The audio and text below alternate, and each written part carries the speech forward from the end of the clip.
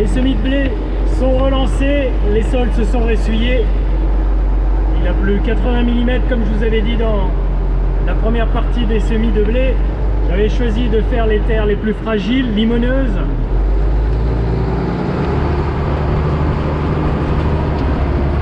Vous voyez ici je suis pas passé, ici je suis passé et là-bas je suis encore pas passé. Et là on ralentit.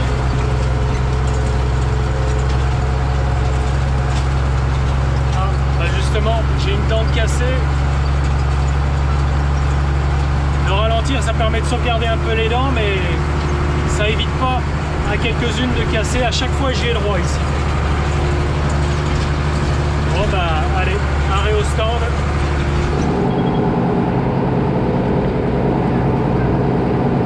Ce qui tombe bien, c'est que je suis pas loin des bâtiments, pas loin des boîtes à outils. Bon, sinon, la boîte à outils, on l'emmène avec nous. On la déplace pour l'avoir au bout du champ lorsqu'on n'est pas près des bâtiments.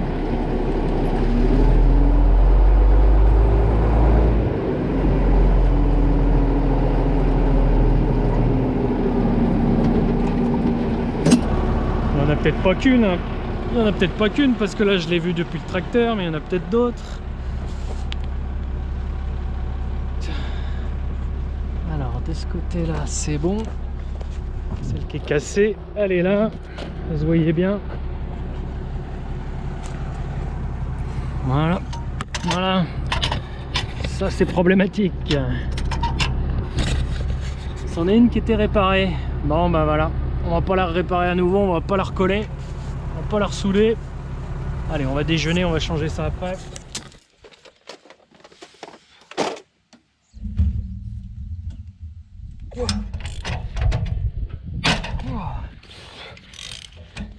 Fou ça.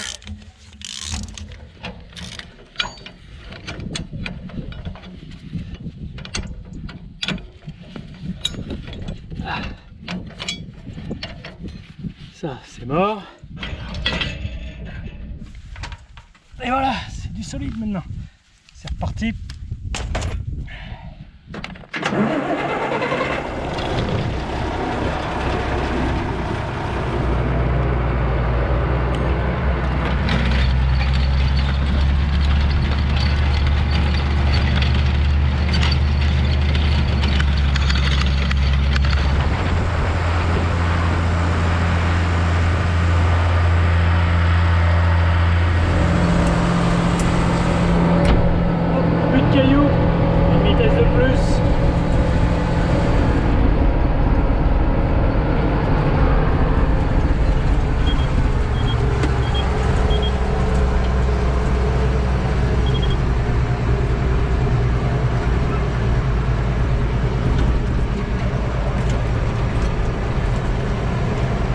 Le chardon qui a repoussé là.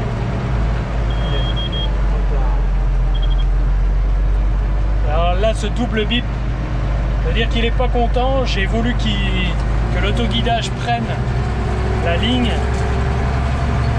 mais j'en étais trop loin. Donc il me dit attends, replace-toi mieux que ça, approche-toi-en, ça lui fait trop au système à rattraper. Alors je crois qu'il y a un système qui est un peu plus onéreux, où le système rattrape la ligne quand on en est vraiment plus loin qu'avec mon système. Donc une assistance encore un peu plus supplémentaire, et là c'est tout à fait acceptable. Même si je ne suis pas parfaitement dans mon alignement et que j'appuie sur le bouton, il se rattrape très convenablement.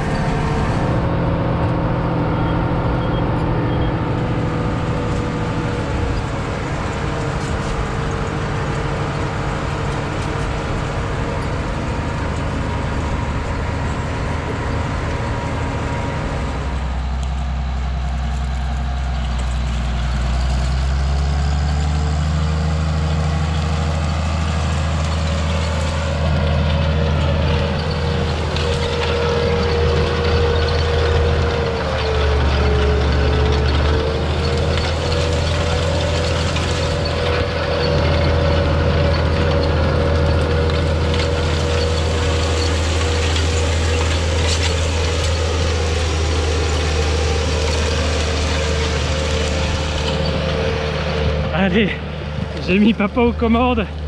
Je vais pouvoir comme ça désherber la première parcelle que j'ai semée. Voilà, c'est une première pour lui. Bon, on a fait quelques tours avant. L'autoguidage, il va le découvrir maintenant.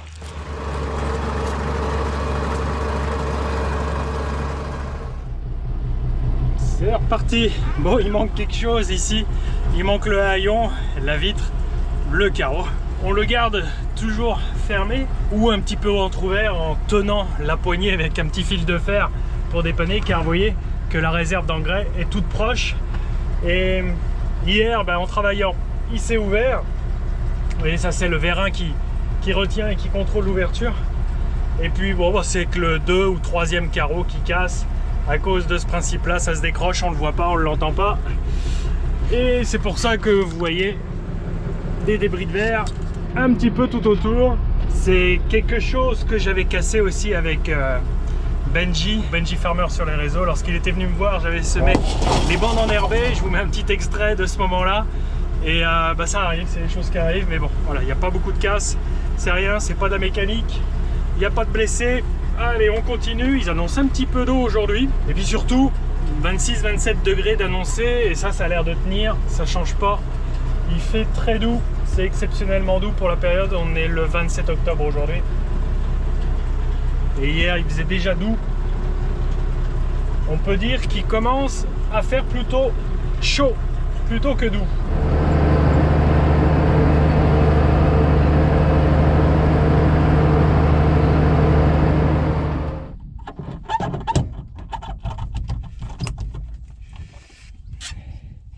Ce matin, j'utilisais l'autre tracteur, le 95 chevaux, le 956,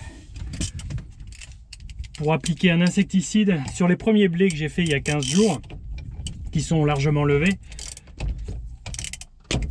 depuis une semaine.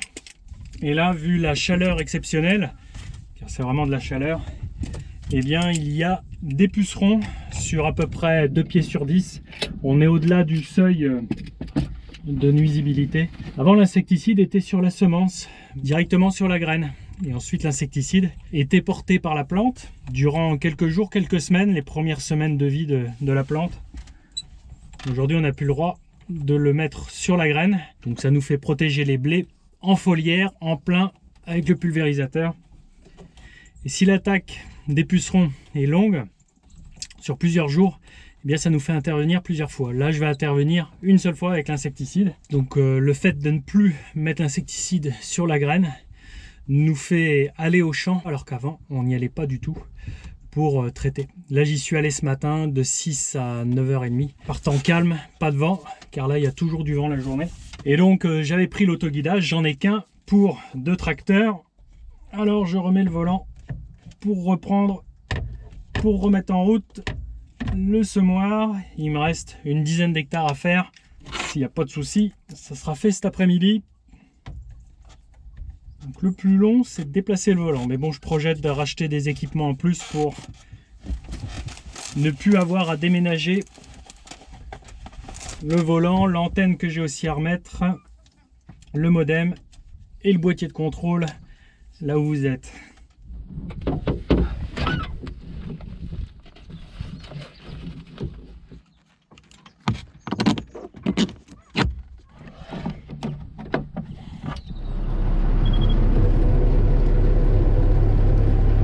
Là, je recule, il se met dans ma ligne automatiquement. Je vais pouvoir reprendre mon travail là où je l'avais laissé. J'avais fait le premier coup de rive en bordure du chemin. Il a mis le nez de mon tracteur parfaitement en alignement. Derrière mon semoir, pareil, tout ça c'est parallèle. C'est prêt à faire feu. Bon, je vais quand même regarder si tout marche.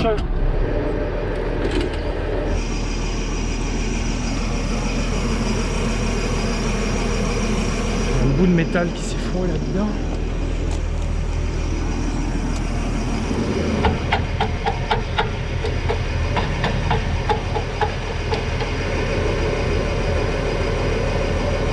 Ça, je pense, c'était pour boucler une ceinture. Vous voyez, on ramasse vraiment de tout, hein. Hop, ça c'est dans la terre. On sème des graines, on récolte aussi pas mal de ferraille, des chênes. Oh bah, c'est incroyable ça. Ah bah oui, Bon, ça pourrait semer comme ça, hein, c'est pas trop gênant. Le vrai travail de la dent, il est là. Après ça, ça chahute. Ça chahute quand même le flux de terre.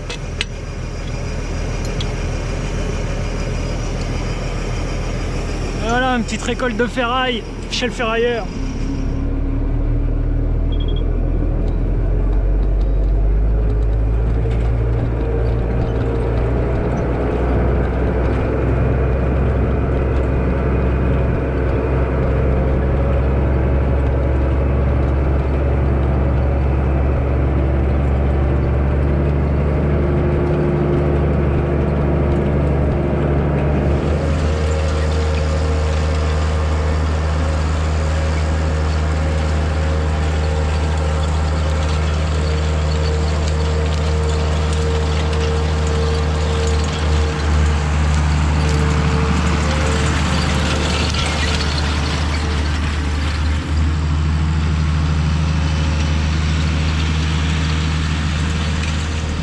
Pour information, après la récolte du tournesol, j'ai passé un seul coup de déchômeur rapide, je vous l'avais fait voir en vidéo, rien de plus. Et le semoir va pas du tout bourrer que les autres années. Lorsque je vais passer juste un seul coup de cover crop, eh bien ça peut créer des complications. Il faut soit en passer un deuxième coup ou le chisel. Et là, ma foi, à confirmer au fur et à mesure des années, un seul coup de déchômeur rapide finit de pulvériser tout ça. Et puis d'étaler la végétation pour éviter au semoir de bourrer. Et c'est ce que je recherche avec le déchômeur rapide, faire une préparation de sol rapide, simplifiée, sans trop d'énergie, pour que lui se débrouille bien. Bon, à voir au fur et à mesure du temps et des années. Cette année est particulièrement sèche ici, donc ça donne à mieux circuler, à faire mieux circuler les cannes de tournesol dans le semoir. Quand c'est humide, moite, ça crée du contact avec les dents et ça a tendance à plus se coller. Il va falloir que je m'inquiète de la semence, mais je devrais pouvoir terminer le champ avant de remplir.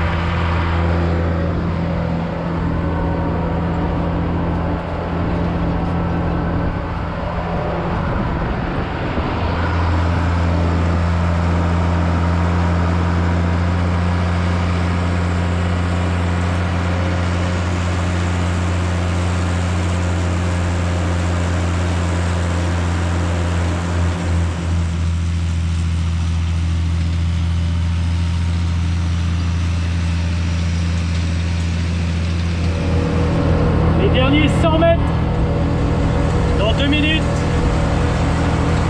toutes les graines 2022 sont semées. Voilà, c'est la fin, sous un très beau temps. Mais est-ce qu'il est vraiment si beau que ça?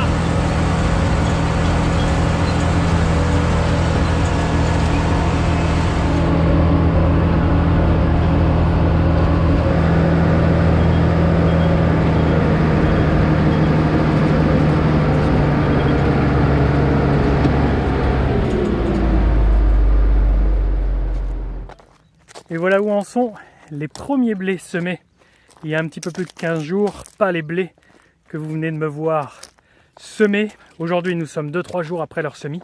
Ils commencent toujours à déployer leurs germes et leurs premières racines. Ceux-là, ils ont un petit peu plus de 15 jours.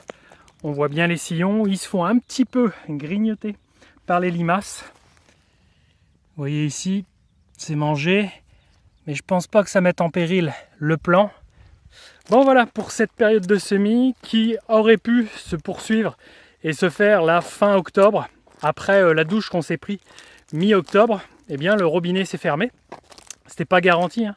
Habituellement on passe et on part dans une période humide de pluie. Là c'est encore une fois exceptionnel.